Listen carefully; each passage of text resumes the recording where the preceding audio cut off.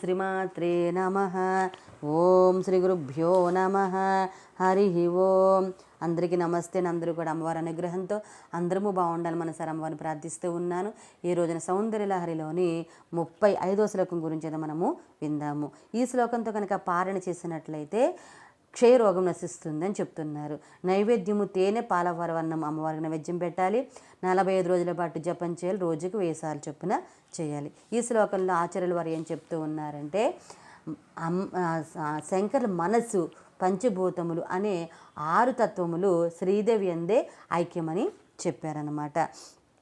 ఇంకా ఈ శ్లోకం గురించి అయితే మనం విందాము. ముందుగా శ్లోకము విని తర్వాత ఈ శ్లోకం గురించి అయితే మొత్తం పూర్తి వివరణ అయితే మనము విందాము. మనస్త్వం హ్యోమత్వం మరుదసి మరుస్తారతిరసి త్వమాపస్త్వం భూమిస్త్వై పరిణతాయాం నహి పరం త్వమేవ స్వాత్మానం పరిణమయుతుం విశ్వవపుషాం చిదానందాకారం శివయువతి భావేన బిభృషే. ఈ శ్లోకానికి టీకా అయితే విందాం.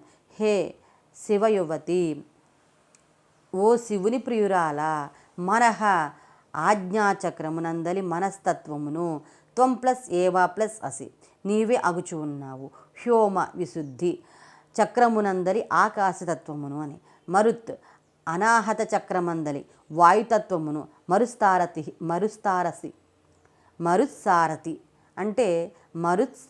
అంటే స్వాదిష్టాన చక్రమునందలి వాయుసక్కుడైన అగ్నిస్తత్వమును. ఆపహ అంటే మణిపూర చక్రమునందలి జలతత్వమును. భూమి అంటే మూలాధార చక్రమునందలి భూతత్వమున. త్వం ఏవ అసి గూడ నీవే అగుచున్నావు.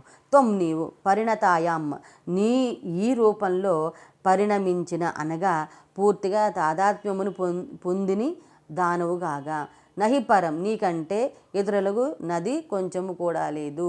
త్వం ఏవ నీవే స్వప్లస్ ఆత్మానం స్వస్వరూపమును విశ్వభూష ప్రపంచ రూపముతో పరిణమింపజేయుటకు చిత్ ప్లస్ ఆనంద ప్లస్ ఆకారము చిక్చిక్తి ఇతుడైన ఆ ఆనంద భైరవుని లేదా శివతత్వమును శివయువతి భావము చేత బిభృషే ధరించుచున్నావు అని టీకాలు చెప్తూ ఉన్నారు. తాత్పర్యం: ఓ శివుని ప్రియురాలైన జగజ్జనని, ఆజ్ఞాచక్రమందలి మనస్తత్వము, విశుద్ధి ఎందలి ఆకాశతత్వము, అనాహతమందలి వాయుతత్వము, స్వాధిష్టానమందలి అగ్నితత్వము, మణిపూరమందలి జలతత్వము, మూలాధారమందలి భూతత్వము కూడా నీవే అయి ఉన్నావు. ఈ విధంగా పంచభూతములు నీవైనప్పుడు ఇక ఈ విశ్వమందు నీకంటే ఇతరమైన పదార్థము ఏదియో కొంచెం కూడా ఉండలేదు. నీవే నీ స్వరూపముని జగదాకారముగా పరిణమింపచేయుటకు చిక్చెత్తీతుడైన ఆనంద భైరుని స్వరూపమును లేదా శివతత్వమును నీ చిత్తంతో ధరించుచున్నావు అని తాత్పర్యం అన్నమాట. తర్వాత వివరణ అయితే మనం విందాం.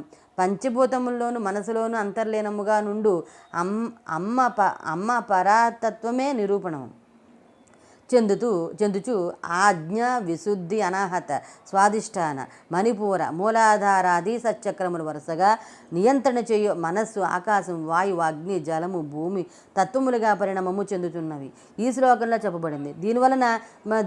దీనిని బట్టి పంచభూతంలో నుండి ఈ విశ్వంలో అమ్మవారి తత్వం వివిధ స్థితిలో వివిధ తత్వములుగా మారుచున్నదని తెలుచున్నది.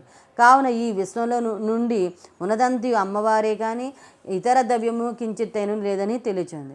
శుక్రము కారణంగానే రసరక్త మాంసాది సప్తధాతువులతో పిండం ఏర్పడినట్లు క్షీరసారము కారణంగానే పెరుగు, వెన్న, నెయ్యి మొదలగు హవ్యద్రవములు ఏర్పడినట్లు మట్టి కారణంగానే వివిధ ఆకృతులు పరిణామము గల పాత్రలు ఏర్పడినట్లు విశ్వంలో అమ్మవారే చక్రములు నియంత్రణ చేయు మనస్సు మరియు పంచభూతములుగా పరిణామము చెందునని అర్థం చేసుకుని వెళ్ళండి. ప్రళయం నుండి సృష్టి ఉన్ముఖమొగుటకు ముందు శివశక్తులు కలిసి తాదాత్మ్య స్థితిలో ఒకటిగానే ఉందరు. కానీ సృష్టి ప్రక్రియ ప్రారంభంలో శివుని నుండి శక్తి వేరొకట ప్రారంభించను.